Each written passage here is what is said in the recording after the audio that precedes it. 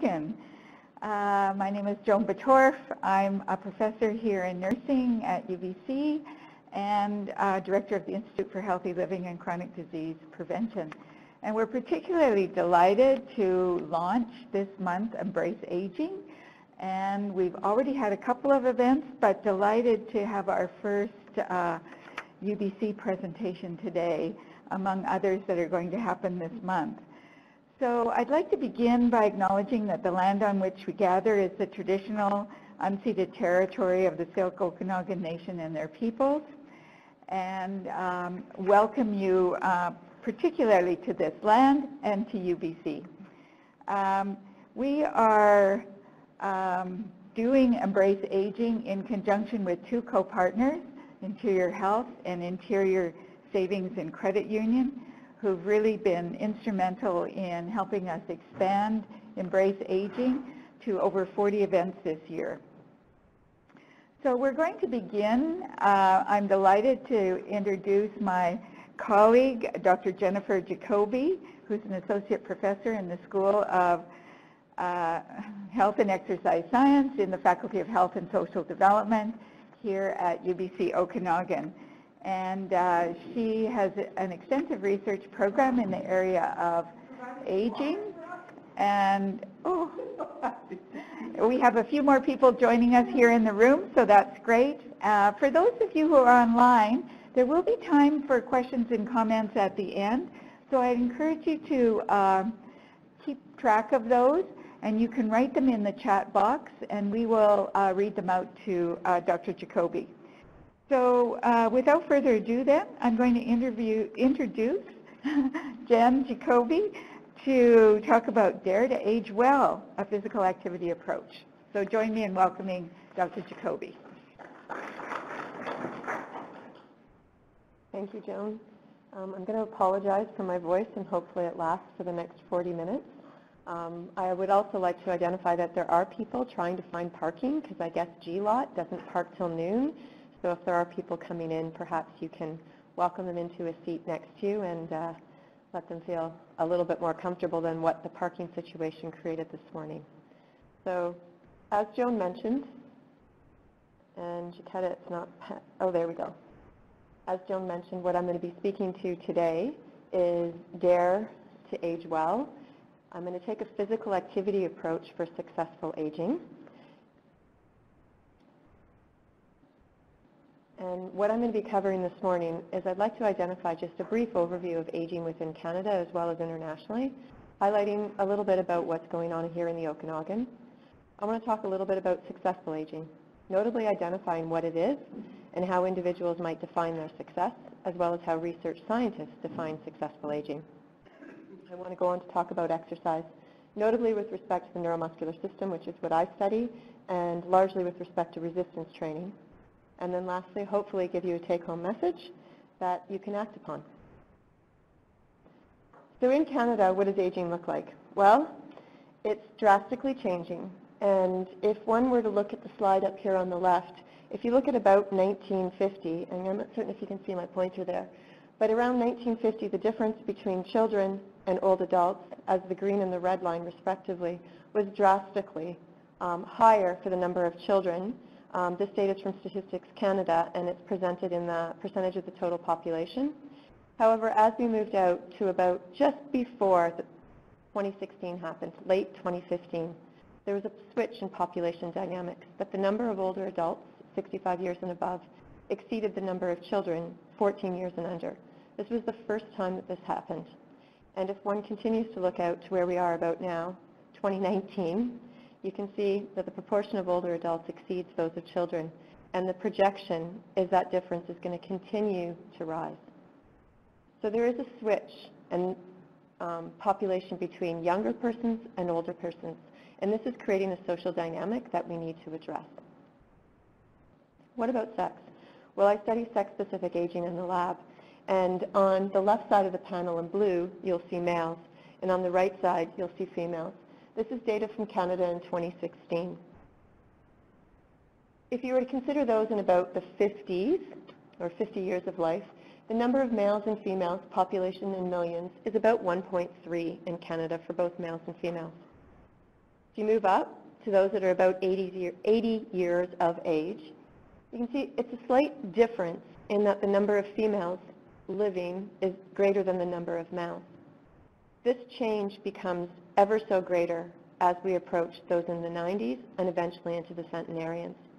This aspect, where you have greater quantity of life being a female, is coupled with a reduction in quality of life. So we call this the male-female health paradox, in that women generally live longer, but they live in a state of decline more so than men.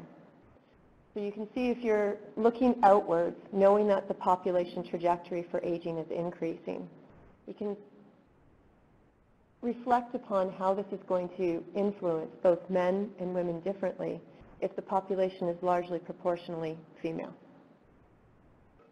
What about centenarians? Well, there's a lot of them around. In Kelowna, the latest statistics that I saw was in the surrounding region, there's greater than 43 people that are greater than 100 years of age. And I think that's wonderful and incredible.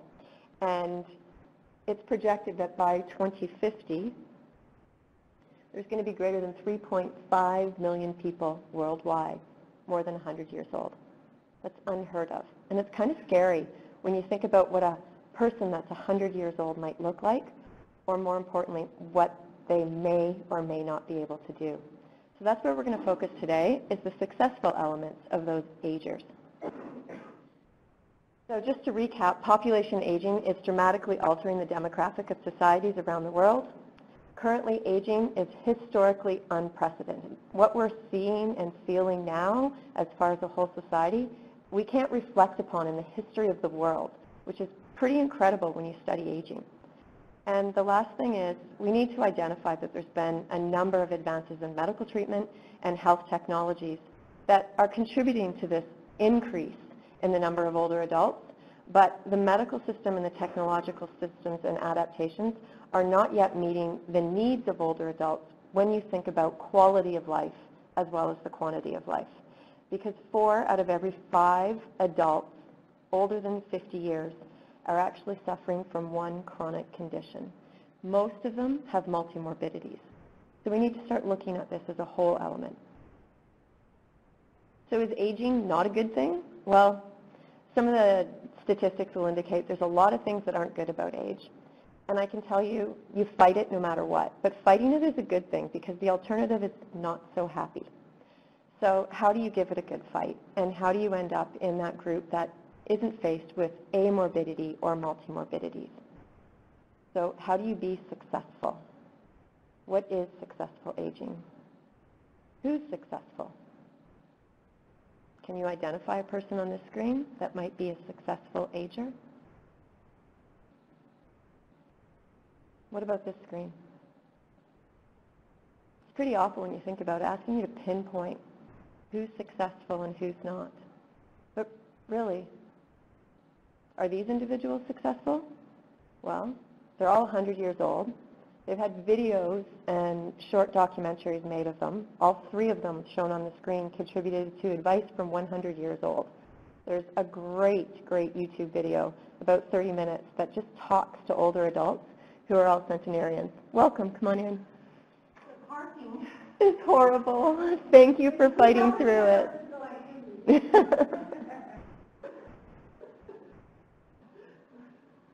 So, what about these individuals? Some of you might recognize them. Well, these ladies, they're all from Kelowna. They decided that they were going to compete in the World Figure Skating Championships and went out to do so. Some of them didn't learn to skate till they were an older adult. Are they successful? Well, you probably have to ask them, but their video would indicate so. I think so. But what does science just tell us? Well, the traditional definition, and I have problematic up there, which I'm going to identify, was originally coined in 1990. And it says that successful aging is freedom from disease and disability, high cognitive and physical functioning, and active engagement with life. Well, wow, pretty scary when you think about it, because I work with older adults on a regular basis, and I can tell you I've probably met one that fits that category. So if you don't have a disease, if you don't have a disability, if you have high cognitive function, if you are physically able and you have an active engagement with life and you basically have no problems, well, I'm going to call you a lucky ager. And if you know one or are one, you've won the best lottery ticket in the world. And if you have one that's a friend, hang on to them really closely.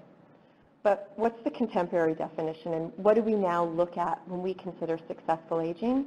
And perhaps reflect upon what you thought about when you looked at those pictures that I showed you as to what successful is.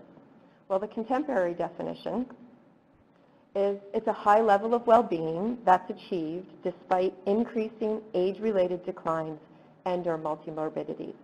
Now that I can live with. What about finding ways to cope and adapt to age-related stressors? I think that's a good thing because that's something that older adults have to do regularly. They cope with chronic illness, even a simple cold or flu. Social losses they all deal with. They're outliving their peers. And basically the lack of person-environment fit, and I'm going to speak to that a little bit later.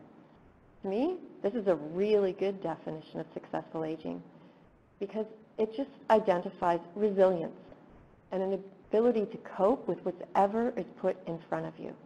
And I think that's one way we should and how scientists are beginning to look at successful aging. So how do you look at it? Beyond reading the literature, which I will admit is a little bit confusing when we look at successful aging and becomes even more conflated perhaps if we look at what physical activity has to do with successful aging. I like to look at this wheel. This wheel is an indigenous wheel that shows complex and circular components of successful aging. It identifies that successful aging is physical, emotional, intellectual, and spiritual health. And what's interesting to me, and what I'll convey to you, is these elements, it is a little blurry on the slide, these elements of successful aging all have positive impacts from physical activity. Physical activity is known to benefit each one of these quadrants. So that means we could spend today talking about all four quadrants, or we could focus on one. And that's what I'm going to do as the title indicates. I'm going to focus on the top right-hand corner where it presents physical, or I'm also going to call functional aspects of health. But I think we need to identify and actually understand that physical activity impacts more than just what I'm going to talk about today. And there are talks going on this month with Embrace Aging that do identify some of the intellectual, emotional, and spiritual elements. So I just wanted to put that right out there before I go into the physical and the functional. So going back to successful aging, how do we define it? How did you define it? Well, I hope it was this way. I hope successful aging for you is looking in the mirror.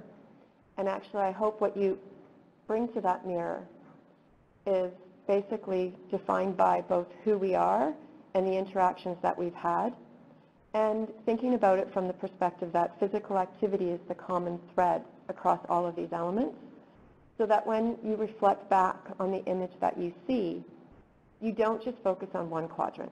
You focus on all four, because all four quadrants identify success.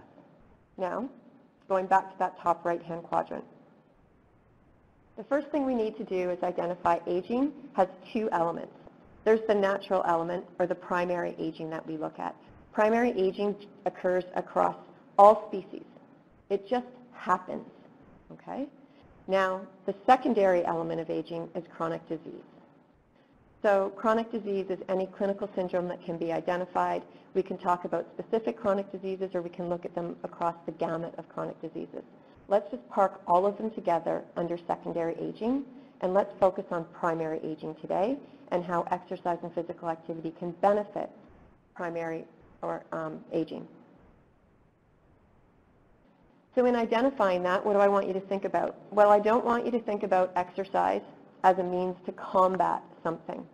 I want you to think about exercise as a way to complement something and potentially mitigate or slow the natural process of aging. I also want you to think about exercise from the perspective of adding quality of life to the quantity of life you have. And don't lose sight of the fact that when we speak to physical activity or exercise, please apply the principle of overload. That means you have to work at it. Why do I know that exercise works? Well, if I look across the literature, and I really like the study that was done at the Canadian Centre for Activity and Aging, It's a longitudinal study that started with older adults in their young age, which was about 60, and watched them over a period of time, greater than 20 years. And then they also looked at a cross-sectional sample in the local community. I won't define how they divided their fitness groups, which are shown on the x-axis, but they looked at 5 different fitness categories, from a low fitness to a high fitness. And they looked at things like an odds ratio for dependence.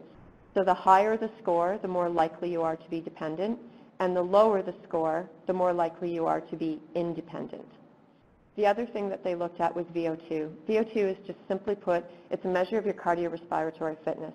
So from simplicity terms, how you can use the oxygen that you consume to the best benefit of the body. Maximize your capacity, if you will, for aerobic activity. On the right of each graph on 1, you'll see a low level of fitness, perhaps someone that might be functionally dependent. On the right, you'll see a high level of fitness, like Ed Whitlock running one of his last marathons before he passed away at an age greater than 80. This graph on the left and the right shows you a nice decline from a low fitness level to a high fitness level. You reduce your risk of becoming dependent by 60%. That's a pretty high odds ratio of being independent, if you ask me, as you increase your fitness level. The other element is you increase your cardiorespiratory fitness, you're least likely to become dependent, was also strongly shown. So this data just highlights, and I like this data, as I said, because it's a large study, okay, looking across multiple elements of fitness and function, showing you that the fitter you are, the more functionally active you can be, or the more independent. So what's the benefits of exercise? Exercise works across all human systems that undergo natural aging. How do we exercise? Well, there's the Canadian Physical Activity Guidelines for older adults. This position paper from 2007 is currently being updated. But what we know from that and the current guidelines that exist, as well as the guidelines that came out this year from the American College of Sports Medicine, is that you need vigorous activity. Exercise is not easy walking. Exercise is generally not parking your car a little bit further from the door and strolling to the door. Exercise for some people could be parking your car further from the door and booting it to the door at a high intensity and doing that 2 or 3 times. Okay, so the principle of overload or exertion needs to apply even to older adults. There's various types of exercise. There's aerobic, there's resistance, there's balance, and there's flexibility. I'm going to break these down individually, but across all of them, as I've already identified, there needs to be an element of overload and there needs to be an element of progression. When we talk about progression, we often talk about the FIT principles: frequency, intensity, time, and type. These principles are often referred to from an aerobic training program. But what I want to identify is they also need to exist within the other 2 elements of balance, flexibility, and resistance training. I'm going to focus on resistance training, but I think it would be wrong if I just didn't identify or at least highlight some of the 3 other elements. So cardiorespiratory fitness. On the top right, you can see an RPE scale. An RPE scale is a rating of perceived exertion. I like to show this because it provides older adults with a framework of what intense means. If you look at the top, you can see 7. Everybody knows what a 7 is. And you can see 20, and that is quite clear. What the challenge is you know what a 7 is, and you know what a 20 is. But do you really know what 90% of your max heart rate is beyond someone trying to calculate it for you? Do you really know what 75% of your maximum intensity is? Most older adults don't. So what we've used in the lab is a different scale. And that scale, we start at 1 and we go to 5. And whatever you're doing, in this case might be aerobic exercise, if you score 1, it tells us, and if you score, meaning you tell me 1 when you're doing an exercise, that's aerobic. It means I could do 1 more minute before I'm going to pass out on your floor. Older adults understand that. If you give me a 5 or anything higher, it means you're not working hard enough, so we just crank it up a little bit for you so that you can get to a level where you're comfortable with saying, you know, this is pretty hard for me and I could maybe do 2 or 3 more minutes. And then we look at phasing it out. So I like to use this because physicians and clinicians in the community will tell you to exercise at a certain percentage. I want you to figure out individually what that means for you. And if that means you've only been exercising for 5 minutes and you can only do 1 minute more, back off the pace. If that means you've been at it for 30 minutes and you think you can go another 30 days, then up the intensity a little bit. So the element with cardiorespiratory fitness is progression. You can use an RPE scale, and it's important to identify where you are on that RPE scale, because you shouldn't just be exercising once a day or once a month. It should be about 3 times for cardiorespiratory exercise. And each one of those times should be at about 65 to 70% of your maximum, which means for about 20 minutes, you should be at a level that says, I could do 4 or 5 more minutes for you. Okay? Now, you want to start with walking, and I would identify you want to go a little bit harder. And that hard or progression could be a skill-based progression. So maybe you start off walking, and 5 or 6 months later, you end up with Zumba dance. The whole point is progression from both an exertion level and potentially a skill level, which adds another element of aerobic fitness or training. Ultimately, like it, so you stick with it. Flexibility. Well, I don't attest to being able to be the woman on the right, nor do I attest to anyone trying to be the woman on the right, but I will indicate that she probably trains for flexibility. And that's the key element with flexibility. It's often built into the warm-up or the cool-down or just something I do when I've got a little bit of time. The flexibility literature is extremely controversial, and that's largely because of how we train flexibility. So the indication is about, honestly, I'm not exaggerating, half of the papers say it works and half the papers say it doesn't work. And the key difference between that working and not working is how you use flexibility. So once again, the principle of overload or progression and actually work needs to apply. What about balance? Balance absolutely works. Balance training is one of the best training aspects that an older adult can apply to their training regimen. It often doesn't come up in the guidelines, but what we do know is individuals who balance train have a reduced risk of fall and a reduced fear of falling. And those two coupled together equate to a higher level of physical independence. Now, balance training is really important, but I will also say balance training comes with the greatest risk of the 4 types of training. So when you're balance training, be safe. Be progressive, but be safe. So if all of us walked into this room, that means we can stand on 2 feet together. Can we all stand on 1? I'm also wearing high heels. I'm going to state that before I fall over. Then once you're on 1 leg, can you close your eyes? Watch my sway increase, because my balance is not the greatest. But what am I doing to maintain my safety? I know there's something right in front of me. So as an older adult, don't go into the center of your living room and start your balance exercises. A lot of older adults choose to do their dishes at the kitchen sink, and it's a perfect height for safety and for progression. Now my favorite is resistance training, in part because I study the neuromuscular system, and resistance training has a direct benefit for muscular adaptations. With resistance training, you want to start with large muscle groups first. It's important to exercise the biggest muscle groups. The other element that I'm going to highlight today is functional exercise. Everything that you do, if you want to have an impact on independence, make it relevant. And if you don't understand if it's relevant, then ask someone. And I'm going to give you some examples of some common gym exercises that are used that actually are functionally relevant and from our lab show functional gain. I want you to challenge your system.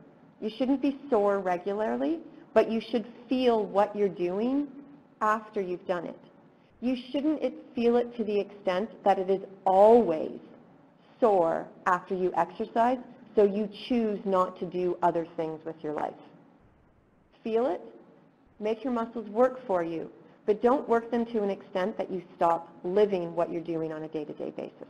That's where your balance point or your guiding principle is with respect to strength training. You can use weight machines, you can use free weights, you can use resistance bands, or you can do like these 2 ladies on the bottom are doing. Go buy yourself a medicine ball and toss it around in your alley. I don't know.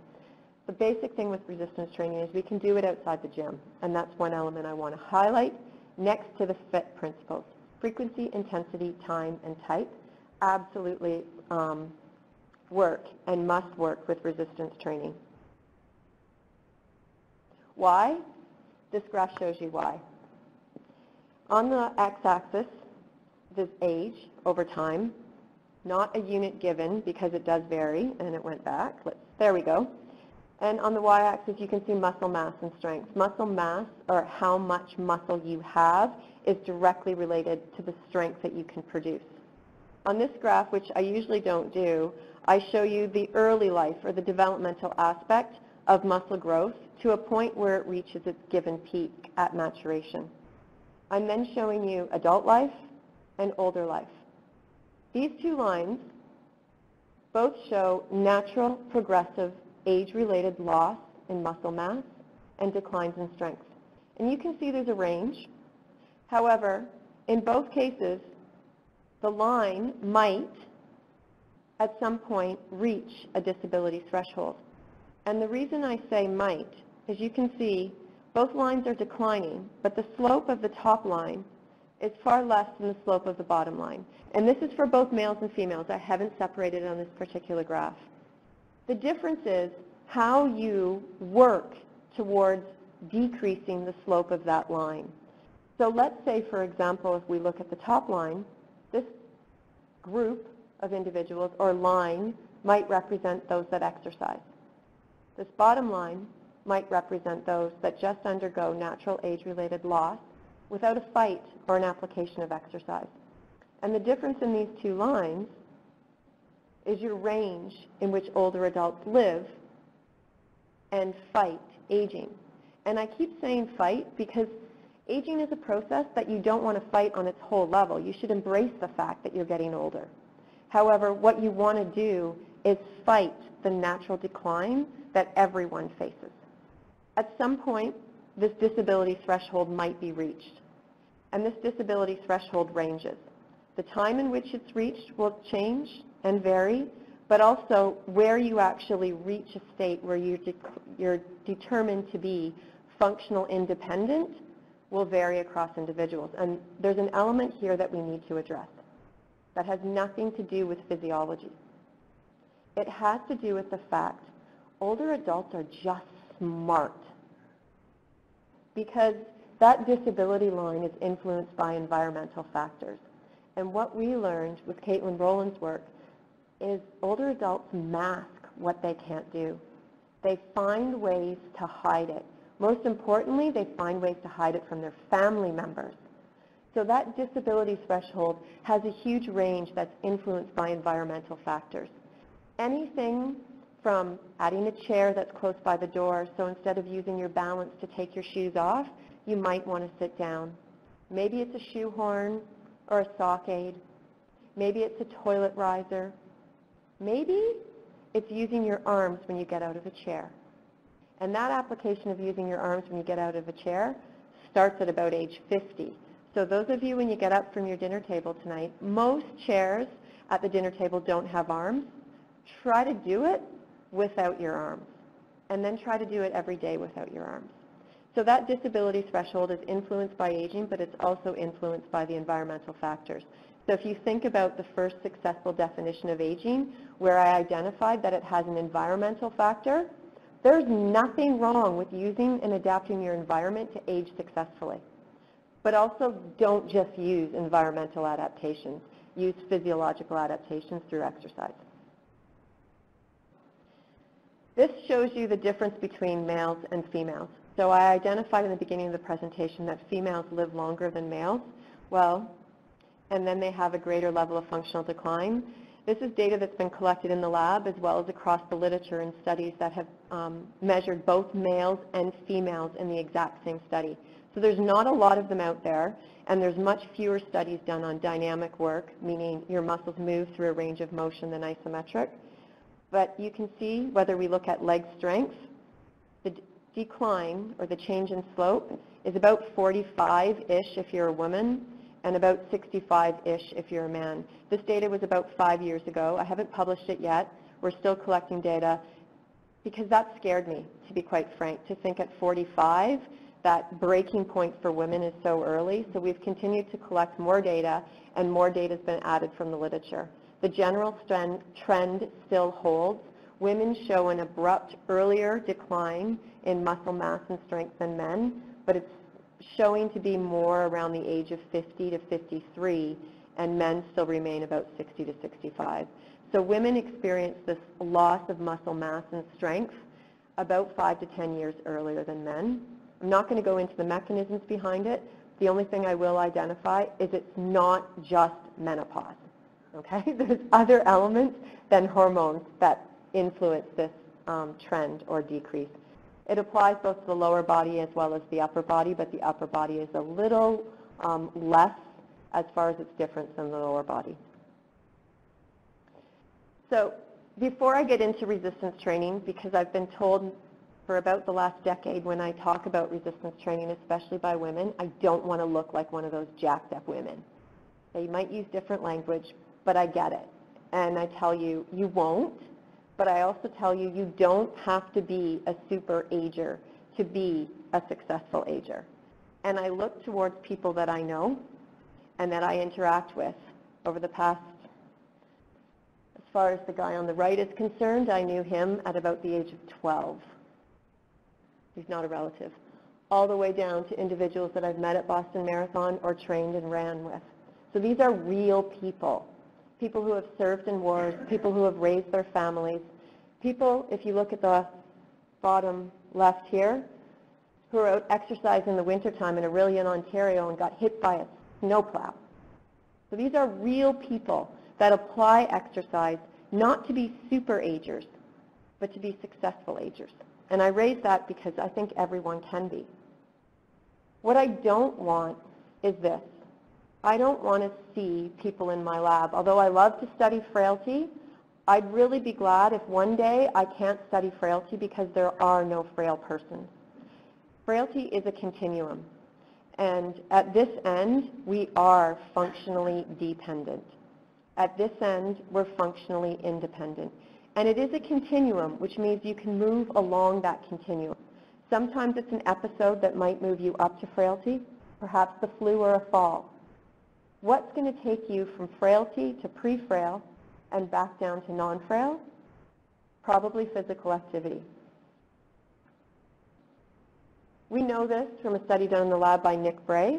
The first part of the study is published, and what we looked at was how to apply the appropriate type of exercise, largely resistance training, to a pre-frail group of older women in this case. And if you look at these two circles, I'm identifying exercise in a session for a pre-frail person and exercise in a session for a frail person. We focus largely on resistance training, which is up in this quadrant here. However, as Nick started his work and we really got into the literature, it became quite evident that we need to include also aerobic flexibility and balance training, which is another reason I identified in the beginning. Resistance training is going to show you, especially if you're a pre-frail person, let's just say the most bang for your buck, but you can't ignore the other three elements. In this particular example, I also show you the number of times per week, which is 2 to 3 times per week for all 4 elements. I'm showing you the intensity, which is 80% if you're doing resistance training, and if you're doing aerobic, it's about a 3 to 4 RPE. I've also identified flexibility and balance, and the amount of time to spend in each one of these 4 different activities. Just as a comparative, frailty, you don't want to exercise, and frankly, a frail person can't exercise as long as a pre-frail person. They're down to about 45 minutes per session, and their sessions are probably on the lighter side of 2 to 3 times per week. Closer to 2 is what we observed, where the pre-frail is closer to 3. So what happens when we take a group of pre-frail women and we exercise them? Well, the first thing I need to identify is, if you've gathered from my presentation so far, I truly promote that exercise needs to be intense. It needs to be progressive. So you can imagine these women went about a very progressive and intense exercise program. Now you'll also remember perhaps that I identified exercise should be functional or show a functional benefit. You might be looking at the bottom slide here going, there is no way that is functional. Well, I'm going to show you in a little bit it is functional and it is safe, and it's one of the best ways to train the entire lower body system from the hips all the way down to the toes. So work done in the lab also had these women lifting a little bit of weight. This particular pre-frail adult, each one of these plates, the red and the green, are 45 pounds on both sides, and the bar weighs close to a lot of weight. Let's just put it that way. And she progressed to this and lifted it. And this particular woman is lifting, I think it was this case, a 35 or 40 pound dumbbell. And she squatted it down, and then she stood back up with this dumbbell. This box here is for safety. So similar to balance, always provide an element of safety. Now, functional, why is it functional? Well, you get up and off your toilet, and groceries aren't light. So we used what people do in a daily life, and from a survey that we did back in about 2012, and asked adults, what challenges you? Those were the two largest elements of a day-to-day challenge. Carrying groceries in and out from the car up to their kitchen, sometimes upstairs, sometimes not, as well as getting up and down from the toilet or a chair. So we focused on these with these pre-frail group of women. And we had a control group, and we looked at things like isometric strength, meaning you produce strength, but you don't change your joint angle. So if we looked at the arms, perhaps your arms in this position, you're pushing upwards to the sky as hard as you possibly can, but your joint angle is not changing. We also looked at dynamic, meaning your range of motion increases and decreases. We did this for the upper body and the lower body after a 12-week exercise intervention in these pre-frail women. The exercise group definitely increased knee extension isometric strength and substantially increased their dynamic strength. You'll notice that the control group didn't change. What about sit to stand? This is a functional measurement we use in the lab, and it's just like its name says, the amount of time it takes to go from sitting to standing. In this particular slide, you can see on the bottom the time relative to the exercise. The follow-up was 1 week, so it would be 13 weeks, 1 week following the 12-week intervention. At baseline, there was a difference in our control and exercise group. You don't normally want to see this in science studies, but it existed. But what was really important to us is after, it didn't. The exercise group of pre-frail women didn't get up and down from that chair really fast. But afterwards, they matched the control group. More importantly to us was gait speed, because gait speed is not only an indicator of functional ability, gait speed is one of the measures that we can use to indicate clinically frailty. At follow-up, the exercise group became a lot faster than they did at baseline. The control group stayed about the same. So they're undergoing natural age-related change, but in 12 weeks, it stayed statistically the same, but each one of the older adults was actually slightly slower. So if we took this study out a little bit longer, I think what we would see is that natural age-related loss, that in the exercise group, they got faster. It worked. Now, how do I also know this worked beyond the measures of strength in the lab? For these older women, the key point was they didn't want to be frail. They didn't want to reach frailty, and they were already at a pre-frail status. So here's a really busy slide. This slide shows you the clinical markers of frailty, and we use 3 different clinical scales because frailty is a little bit, no, it's a lot. It's extremely difficult to identify clinically. So we use a bunch of different scales, and sometimes clinicians use more than one as well. So across these 3 different scales, we grouped our individuals into that pre-frail group. So everyone on this slide wasn't in your frail, wasn't in your non-frail. We started with greater than 70 older adults that we tested, and in the end we found about 30 in that pre-frail group, and about half of those wanted to participate in the exercise program due to time. If I break this down and just show you the pre-frail women, you will notice that, oh, it's not completely showing. You will notice that the slide is not showing the arrows. Let's go see if it does. No, it's not. That's unfortunate. On each one of these lines, on the end where my pointer is, there was an arrow. So the square would be the exercise group and how it progressed over time, and then there would have been an arrow at this end. What this means is this individual went from a frailty level of about 1, according to Fried's frailty phenotype, and became less frail. She was non-frail. If we look down across this group of women on the gait speed, you can see where each one of them started. There was quite a range in that some walked quite fast, even though they were pre-frail, and some actually scored frail on their walking speed. Each one of these older women, the line going to the left indicates they were faster or they were less frail. What about the control group? Well, the control group, you can see the lines. They don't go as far, and many of them don't change at all. So they didn't change their frailty status. They're still undergoing age-related change. But generally, they're not getting any better. So it's telling us that the exercise program is not only working in the lab, but it's also working from a functional level. So how do I want to end it today? Well, I want to end it with a story that indicates aging is really good. It's really a wonderful thing. As the title of this month indicates, it's something that we should be embracing.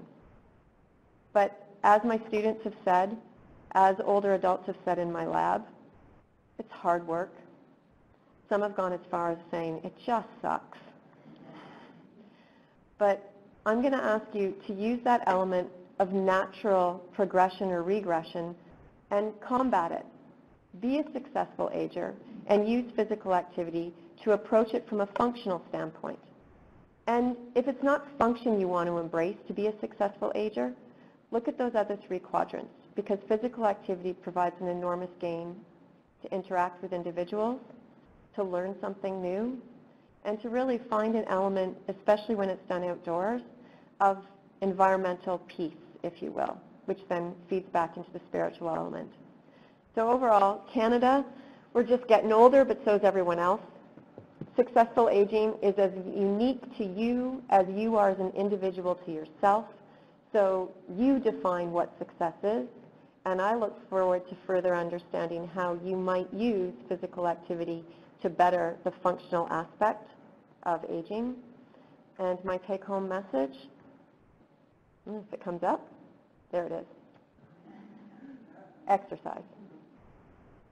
So thank you very much to the Institute for putting on Embrace Aging this month, and thank you to all of the older adults who I've interacted with for more than a couple decades now, as well as the students that provide the data that I share. Thank you for your time. Okay, fabulous. Thank you so much. That was a great presentation. I learned a lot. I think I got to get out and exercise more. I've decided I'm not doing enough. So we have some time for questions and comments. And so I would encourage those people who are online to put them in the chat box, type away, and we'll read them out to Jen. And if there are questions and comments in the room, I invite them now. Does anyone have one? Yes. Can you put your microphone on? Just hit that button. There you go. Well, so I'm just wondering, you know, you talk about these exercises, but I'm wondering if you could give some examples of, in particular, balance. Yep. Because, right, you showed that one, but there must be more. Yeah.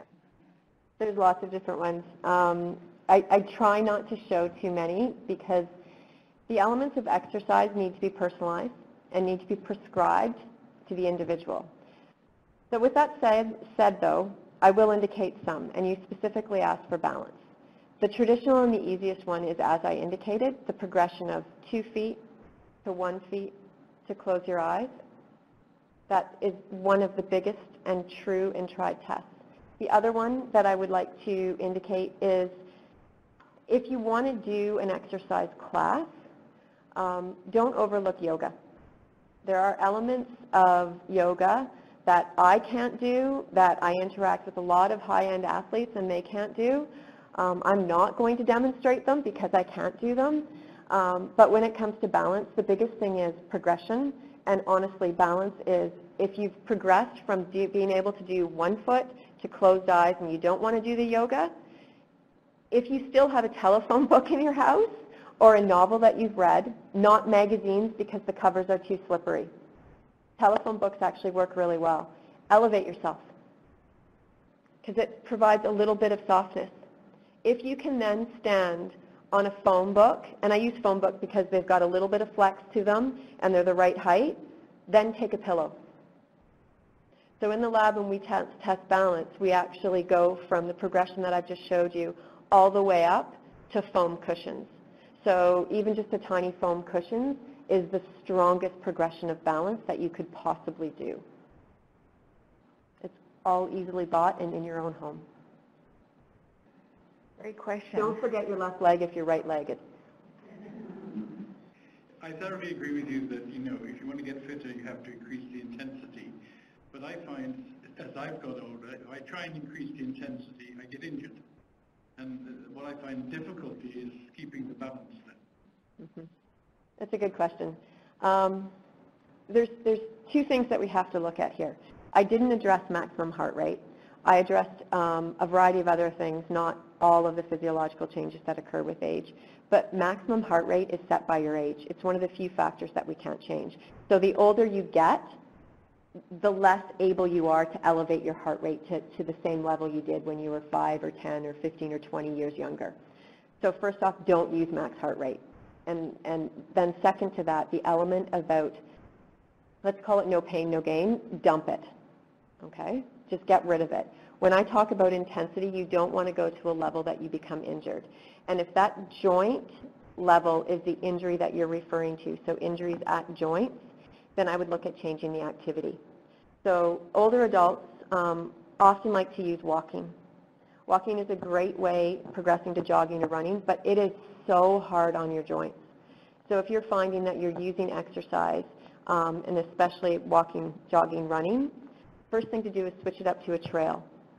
So as a runner, I can tell you the difference between concrete to asphalt increases your load intensity by 12%. The difference from asphalt to trail, sorry, I said increase, decreases your load intensity if you go from concrete to asphalt. If you then go from asphalt to soft trail, it even decreases further. So if you're finding your injury is joint related, soften the impacts. If softening the impacts don't work, look at things like exercise bikes. The key with exercise bikes is a lot of people think that you don't want any resistance on it, and they pedal like crazy. The more you pedal like crazy, actually, the more wear and tear you place on the joint. So you want to have load in a resistance training bike, and it's almost the opposite with walking and running. You want to reduce the impact load.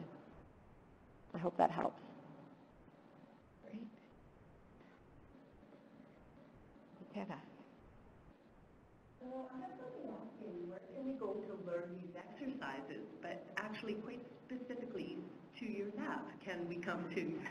Absolutely. We do a variety of different exercise interventions and a number of tests for older adults. You can give the lab a call. You can look at our website. Mostly my students answer the phone, not me, but absolutely you can come to the lab. And we also do have, and I'm not certain if it's up on the website yet, some general hints for older adults and exercise programs and interventions. So can we find that through FHSD? Yes, through FHSD and Health and Exercise Sciences websites, as well as the Hasley Exercise and Aging Lab. We have a question up here. I was just wondering what that website was. Our website. Well, if you go to ATS, it's ATS/Jakobi. If it's the HEAL website, I think it's Healthy Exercise. It's just changed. It's no longer COM. I think it's CA. One should remember their website, shouldn't they? It's Healthy Exercise and Aging. But I would highly suggest looking at the Health and Exercise Science website. There's a variety of different labs there. Some of them studying aging, some of them studying other elements of community-based research that would be very informative. Hi. Sorry, I came in late and just was trying to scroll down what you said just as I walked in. Do I understand it to be with aerobic 3 times a week, hard for 20 minutes each time kind of thing? And I thought you said like 65 or 70%. Yeah. Maximum heart rate, is that right? Yeah. So I always pause on these questions Yeah. because I fully know how I answer it now is not how I would have answered it 10 years earlier, and I'm suspecting that how I'm answering it now will change in the next 2 years as you continue to see the research and the Canadian physical guidelines come out. So what I'm going to say, today's recommendation is 3 times a week. You want progressive overload, and with respect to a cardiorespiratory load, 65 to 70% is the current recommendations for the general population of older adults. 65 to 70% refers to your maximum. Exactly. And then what about the HIT, that HIT method? Or did you touch on it before I came in? No, I didn't, but it's a really good question. So HIT stands for high intensity interval training. And the studies are evolving with respect to older adults, and all of them, to my understanding, so far are showing benefits that, let me take a step back. High intensity interval training, instead of, let's say, doing progressive aerobic exercise for 30 or 35 minutes, you undergo short bouts of high intensity, so upwards of 75 to 80% or even higher, and then you take a break, and then you go at it again, and you do these brief intermittent bursts for a few times, so high intensity interval training. They are showing really strong benefits to general physiological change. So far, I haven't seen any reports of adverse injury either. So it's something to consider, especially if you're pressed for time. The challenge is you need generally more of a structured environment, so facilities that have exercise bikes or treadmills or things like that. So the other thing I get confused on, I do free weights at home, and then I keep hearing, oh gee, you should increase them all at a certain spot. It's going to just be like 20 pounds I can do this with, and then it's like, this is hard. So if I just stay at that for the next 20 years, is there something wrong with that? Like, it's not going to increase to 100 pounds, but when you keep hearing about increasing the load. No, but your body adapts. Your body's really smart. So if it starts to find that's too easy, the aspect of aging will overtake the aspect of training. So if you don't want to buy more weights or increase the weight, change the position. So if you're always standing like this and doing your arm curls, it's going to be a little awkward, but sit down on a chair, put your one leg out, stick your elbow in your knee, and actually do that. All it does is it changes the joint angle and places an emphasis on a different area of the muscle. Okay, so for example, that is what I do now, right? But I still, when 20 seems hard, and I can't imagine it, I could do it, I could progress to harder than that over the years. But what you're then doing is if you're identifying that it's hard and it stays hard, what you're doing is fighting the natural age-related process that's going to happen. So there's nothing wrong if you're at 20 now and you're continuing to work 20, and if 10 years from now you're still at 20, I would say that's a gain, because the natural loss would be greater than you maintaining that 20. I understand. Thank you very much. You're welcome. Questions online?